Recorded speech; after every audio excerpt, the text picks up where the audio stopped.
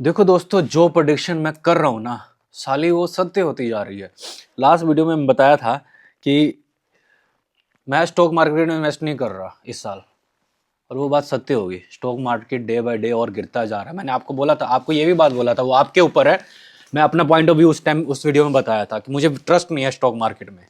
तो वही चीज़ है, डे बाय डे भाई साहब स्टॉक मार्केट की पिटाई बड़े बुरे तरीके से हो रही है। तो मैं अपना इस वीडियो में पीओवी दूंगा कि अब आपने स्टॉक मार्केट 2025 को लेकर मैं क्या स्ट्रेटेजी अपनाने वाला हूं और मेरी सोच क्या है। अगर चार पैसा वैसे ऐसे तो गवर्नमेंट ने तो सोच रखा है कि आम इंसान को तो पैसा बचे भी ना, पर वही अगर 50 पैसे 10 पैसे बचते हैं तो मैं इसको कहाँ इन्वेस्ट करूंगा वो इस वीडियो में बताने वाला हूँ, या फिर मैं स्टॉक में कहाँ करूँगा वो मैं आपको बताने वाला हूँ। वीडियो पूरा देखना, नए चैनल पर हो तो सब्सक्राइब कर देना, क्योंकि भाई हमारे जो पीओवी होते हैं ना भाई, वो एक्सपीरियंस से मिलते हैं। ऐसा नहीं है किसी को उठा के कॉपी करके डाल दिया ना भाई। मेरी वीडियो एडिटेड भी नहीं होती है भाई। जो बोलता हूँ सामने बोलता हूँ, और जो होता है वो सत्य होता है। तो देखिए, स्टॉक की मैं बात करता हूँ। मैं अपनी स्टोरी बता देता हूँ आज की इस वीडियो में डिटेल में कि मैं स्टॉक की जर्नी में कब से आया हूँ। देखो, 2022 से मैं स्टॉक में इन्वेस्ट करना स्टार्ट किया था, और भाई साहब 2022 से लेकर 2024 के मिड तक मैंने स्टॉक मार्केट में पैसा उड़ाया है बहुत, और कमाया भी है बहुत। ठीक है, क्योंकि जो स्टॉक मार्केट 2022 से लेकर 24 के बीच में जो चला है ना भाई, वो बहुत ज़्यादा हाई लेवल पे ग्रोथ हुआ है। और इसमें मैं ये बता दूं, देखो स्टॉक मार्केट में ना जो कंपनियां होती हैं वो तीन प्रकार की होती हैं। एक होती है लो cap market, mid cap market, मतलब लो द स्मॉल कैप मार्केट बोल दो, मिड कैप मार्केट और लार्ज कैप मार्केट। ठीक है, जो लार्ज कैप मार्केट है ना भाई, वो तो बढ़ी ही नहीं है 2022 से लेकर, वो तो समतल चल रही है। जैसे लार्ज कैप मार्केट हो जाए, जैसे नेस्ले हो गया, एमआरएफ हो गया, उनमें आपको ज़्यादा पोस्ट इम्पैक्ट नहीं दिखेगा। अब चार्ट देख लेना। बट जो स्मॉल कैप मार्केट हो गया, मिड कैप मार्केट हो, भाई साहब इसने तो लार्ज कैप मार्केट से डबल डबल इसने रिजल्ट दिए हैं। जैसे मैं आपको बताता हूँ, इसमें जो ग्रोथ एवरेज मिली है ये पिछले 2 साल में मिड कैप मार्केट की, ये 27.8% है भाई। और जो स्मॉल है उसकी 31.6% है भाई। मैंने स्मॉल कैप मार्केट से बड़ा पैसा कमाया है, सही बताऊं तो।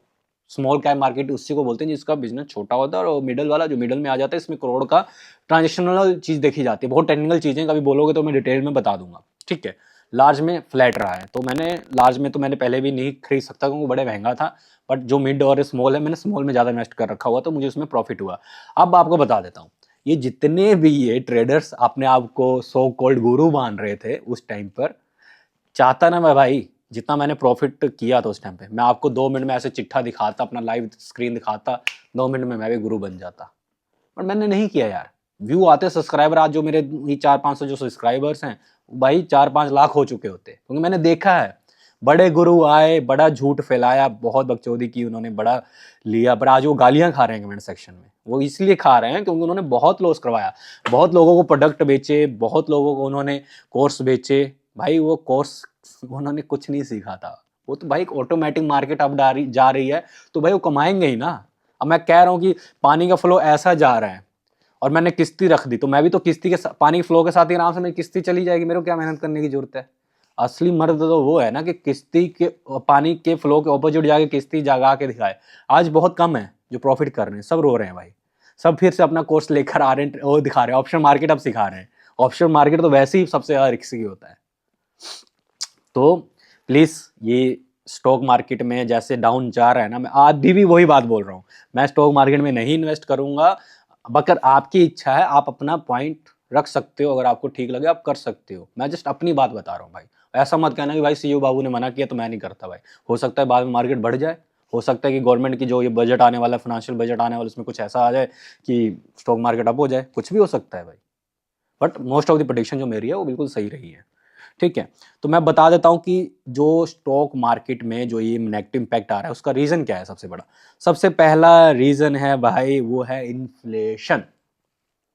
सीधा साधा बात बोला जाए, जो चीज़ आप 2 साल पहले 3 साल पहले खरीदते थे वो चीज़ें महंगी हो चुकी हुई हैं। और जो एवरेज इन्फ्लेशन जो फूड पे आया है भाई, उसकी फूड की वजह से ही आम मिडिल क्लास के ऊपर पैसों की जो परचेसिंग पावर है वो कम हो गई है। जो फूड इन्फ्लेशन है वो अराउंड 10% चला जा चुका है। मतलब कि जो चीज़ आप 100 रुपए की खरीदते थे पिछले साल, वो आज की डेट में आपको 110 रुपए की मिल रही है। तो वो चीज़ का इम्पैक्ट है। Second, tax. निर्मला ताई ने भाई टैक्स को इतना ज़्यादा गंदे तरीके से बनाया है। सिंप्लीफाई जो स्टार्टिंग में मोदी सरकार लेके आई थी, उसको इतना कॉम्प्लिकेटेड कर दिया है कि आम जनता टैक्स के नाम से ही डर जाती है पैसा कहीं इन्वेस्ट करने से।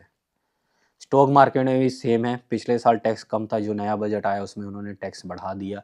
लॉन्ग टर्म गेम में, शॉर्ट टर्म गेम में टैक्स डिफरेंट कर दिए, उससे भी मार्केट में इम्पैक्ट पड़ा है। यार सिंपल सी बात, आप 100 रुपये कमा रहे हो, 40 रुपये गवर्नमेंट को दे रहे हो, 20 रुपये आप जो खाने पीने का इनडायरेक्ट टैक्स दे रहे हो, मतलब आप 100 रुपये में 60 रुपये तो आप डायरेक्ट सरकार के लिए काम कर रहे हो हैं, और बदले में क्या मिल रहा है आपको, कभी सोचना। तो इसलिए भी मार्केट बहुत डाउन जा रही है। ठीक है। सेकेंड, थर्ड पॉइंट, जब देखो पैसा ही नहीं है तो भाई लोग कंजम्पशन करेंगे ही नहीं, तो भाई कंपनियों का सामान बिकेगा कहाँ। अब जितने भी बड़े बड़े एमएनसी है या फिर लोकल जो बड़े बड़े बिजनेस है, उनका काम ही नहीं चल रहा। उनका प्रॉफिट पिछले साल से भी कम हो चुका है, रेवेन्यू सॉरी। और जिसका है भी है रेवेन्यू, वो बराबर ही चल रहा है, पेलर में ही चल रहा है। जॉब है नहीं मार्केट में, बेरोजगार लोग भरे पड़े हैं। अब बेरोजगार थोड़ा स्टॉक मार्केट में पैसा लगाएंगे भाई, पैसा आएगा तभी तो लगाएंगे। बाहर के लगाए हैं। और इवन कि हमारे जो स्टॉक मार्केट है उसमें 10% ही रिटेल मार्केटिंग का इम्पैक्ट होता है। आज की डेट में जो स्टॉक मार्केट ज़्यादा गिर रहा है, उसका रीज़न ये है कि जो फॉरेनर इंस्टीट्यूट्स हैं, जो फॉरेन की इन्वेस्टमेंट है, वो उनका ट्रस्ट खत्म हो चुका है इंडियन स्टॉक मार्केट से। वो पैसा निकाल के अब चाइना में जा रहे हैं, बिकॉज ऑफ उनको वहाँ पर ग्रोथ देख रही है। इंडिया में जो दिखाई जा रही थी सो कॉल्ड सरकार के द्वारा कि हमारी जीडीपी बढ़ती जा रही है, वो एक्चुअल में नहीं है। वो सब एक मिराज है, मिराज, धुंधला, एक खावाबाजी है, जादू मान लो उसको, वो है बस। ठीक है। एंड यही है, रेवेन्यू है नहीं तो भाई कहाँ से आपको स्टॉक में प्रॉफिट मिलेगा। अब मैं बात करता हूँ कि अब मेरा माइंडसेट क्या है, जो मेन पॉइंट है। अगर मान लो 50-10 पैसे अठन्नी जो भी बचती है, कौड़ी भी बचती है, तो उसको मैं कहाँ लगाऊंगा। तो देखो भाई, पहली बात तो मैं अभी भी ये कहता हूँ कि कभी भी सेविंग अकाउंट में पैसा मैं नहीं रखता, ना ही आपको सजेस्ट करूँगा रखो। ठीक है। अब मेरा मेन टारगेट है, जैसे कि आज की डेट में जो इन्वेस्टमेंट की मार्केट सबसे अच्छी है, वो सबसे पहले नंबर मेरे लिए है गोल्ड। क्योंकि पूरी दुनिया में गोल्ड की डिमांड बढ़ती जा रही है। जब से डॉलर का डी डॉलराइजेशन का जो कॉन्सेप्ट आया है, सभी कंट्रियों ने डॉलर को छोड़ के गोल्ड पर ज़्यादा, मतलब कि प्रिडिक्शन करके गोल्ड खरीदना, स्टोर करना स्टार्ट कर दिया। इवन इंडिया ने भी अपने बाहर के रिजर्व जितने भी गोल्ड थे इंडिया में मंगाने स्टार्ट कर दिए हैं। तो गोल्ड के ऑटोमेटिक प्राइस बढ़ने वाले हैं। और ये मैंने गोल्ड की इन्वेस्टमेंट है, मैं आपको अपनी कहानी बताता हूँ। मैंने एक तोला की चैन खरीदी थी, एक साल मतलब 1.5 साल पहले। वो मेरे को अराउंड पड़ी थी 58,000, अराउंड 10 तोला के ऊपर ही था। आज की डेट में मैं, मानोगे नहीं, 78,000 रुपीज़ मेरे को, मैंने वैसे ही गया था उसको अपने सिल्वर के कड़े को पॉलिश करवाने, तो मैंने वैसे ही वो उससे पूछा, तो उसका रेट सीधा ही, मतलब कि एक साल में 28,000 रुपये बढ़ चुके हैं भाई। तो आप खुद देख लो कितने % का ग्रोथ हो चुका है गोल्ड में भाई, जो कि मेरे ख्याल से 1-1.5 साल पहले मैंने लिया था, ऐसे ही सोच के ऐसे ही ले लिया था कि ठीक है रख लेते हैं, बहन चोद हमने तो शादी करेंगे तो हमको तो दहेज लेना ही नहीं, तो गोल्ड हम अपने दम पे पहनेंगे। बट वो चीज़ सोच के मैंने लिया था, बट अब तो शादी भी नहीं करनी भाई तो ठीक है। तो गोल्ड सबसे पहले नंबर पे मेरे लिए प्रेफरेंस है कि अपन गोल्ड में इन्वेस्ट करेंगे अगर पैसा कुछ भी आता है तो। सेकंड, सिल्वर, डॉलर में भी कर दो भाई जैसे डॉलर गिर रहा है ना, सही में बताओ, मेरे को आज भी याद है जब मेरा मकान बन रहा था ना, उस टाइम भी मेरे पास डॉलर थे, मेरे को ठेकेदार को पैसा देना था, मेरे पास पैसे नहीं पड़े थे, उसको अराउंड मेरे को देने थे 28,000 पर 30,000 समथिंग देने थे। और उस टाइम मेरे पास था आई थिंक ये $300-400 पड़े थे भाई। और वो मैंने 2 साल पहले लिए थे जब मेरा वियतनाम का ट्रिप था और सिंगापुर का ट्रिप था, तो मैंने उस टाइम पे वो डॉलर परचेज़ करके रख लिए थे। और भाई वो डॉलर का मेरे को कम से कम आई थिंक नहीं तो मानोगे 2-3 हज़ार का मेरा फ़ायदा हो गया था। तो बाय गॉड जो भी इन्वेस्टमेंट मेरी रहती है वो बढ़िया रहती है, रिटर्न तो मिलता ही है। कभी नुकसान वाला सौदा मैंने आज तक ना किया है, ना ही मेरा कभी भी है इस चीज़ में, क्योंकि मैं पहले ही भनक लग जाती है ये नुकसान करेगा आने वाले टाइम में। इवन मेरे पास कार भी है, बाइक भी है। मेरी बाइक है वो मेरे डैड की गिफ्टेड है। मेरा बड़ा सपना है मेरे को हार्ले लेने का, बुलेट लेने का, पर मैंने आज तक लिया ही नहीं है। क्यों? क्योंकि उससे बड़े सपने और भी हैं जो मेरे फ़ायदे के लिए हैं, जैसे घर, प्रॉपर्टी। ये आज बना लूँगा, कल नहीं बना सकता। बुलेट क्या है, बुलेट तो फिर भी मिल जाएगा, सस्ते में मिल जाएगा। मेरे पास कार है, मैंने सेकंड हैंड कार ली थी, आज तक चल रही, 4 साल हो गए। और उस कार से इतनी बरकत हुई है कि मैं एक टाइम पे थार ले सकता था, बट नहीं लिया। मैंने वही बोला ना, थार गाड़ी तो ये सब लायबिलिटी है भाई।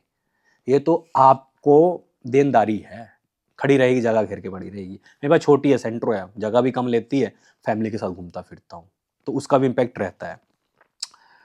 एंड सिल्वर डॉलर ये बोल दिया। सेकंड, रेंटल चीज़ बनानी स्टार्ट करो। जैसे मैंने आपको बताया ना कि रेंटल चीज़ें, जैसे कि आप बाइक ले लो, उसको रेंट पे चढ़ा दो, कार ले लो। ये जैसे 3 व्हीलर कॉन्सेप्ट, एक मेरा फ्रेंड है, उसने क्या किया, ई रिक्शा 3-4-5-6 खरीदे, उसको उसने किराए पे देना स्टार्ट कर दिया। पैसा कमा रहा है। पैसा उसका आई थिंक 1.5 साल पहले उसने ये कॉन्सेप्ट तैयार किया था, मेरे को भी बोला था उसने। तो उस टाइम मेरी और कोई इन्वेस्टमेंट की प्लानिंग थी, तो मैंने वो चीज़ कर दी। बट उसने वो इन्वेस्टमेंट की, उसके पैसे भी पूरे हो गए, उसके आराम से 5 ई रिक्शा, शायद उसके 7 ई रिक्शा हो गए आराम से। उसकी एक दिन में मतलब कि 500 रुपये शायद दिहाड़ी मांगता है उनसे, और वो आप लगा लो हिसाब कितना, 3500 शायद समथिंग आता होगा उसको, एक दिन में ही आता है। तो बैठे बैठे देखो पैसा कमा रहा है वो भी, ठीक है। और सेकंड, अगर उससे भी थोड़ा सा पैसा बचेगा तो मैं एसआईपी में डाल दूंगा, सिप में डाल दूंगा पैसा, जिसमें फॉरेन इंस्टीट्यूट या फिर जो बड़े बड़े इंस्टीट्यूट होते हैं वो पैसा इन्वेस्ट करते हैं, जैसे एक्सिस म्यूचुअल फंड ग्रोथ हो गया, टैक्स हो गया। मैं डायरेक्ट नाम नहीं लेता, बट आप उनकी ग्रोथ के हिसाब से आप इन्वेस्ट कर सकते हो। दूसरा म्यूचुअल फंड्स हो गया, वो भी आप लगा सकते हो, ठीक है। मतलब अगर बचता है तो लगाना है। आपने खुद से अपना दिमाग नहीं लगाना, ना मैं लगाना चाहूँगा, क्योंकि मार्केट में कुछ भी हो सकता है, अभी कुछ पता नहीं है। जिस हिसाब से गवर्नमेंट की पॉलिसी है, मुझे नहीं लगता बढ़ने वाला है, ठीक है ना। एंड अगर ज़्यादा पैसा है आपके पास, सबसे ज़्यादा पैसा, आप टेंशन नहीं लेना चाहते, आपको पता है कि हाँ मेरा पैसा सेफ रहे, बढ़े या ना बढ़े, तो लार्ज कैप में लगा दो पैसा भाई। लार्ज कैप अभी भी सेफ है, क्योंकि उसमें ज़्यादा इन्फ्लेशन नहीं है भाई, उसकी ज़्यादा वैल्यूएशन नहीं बढ़ी है।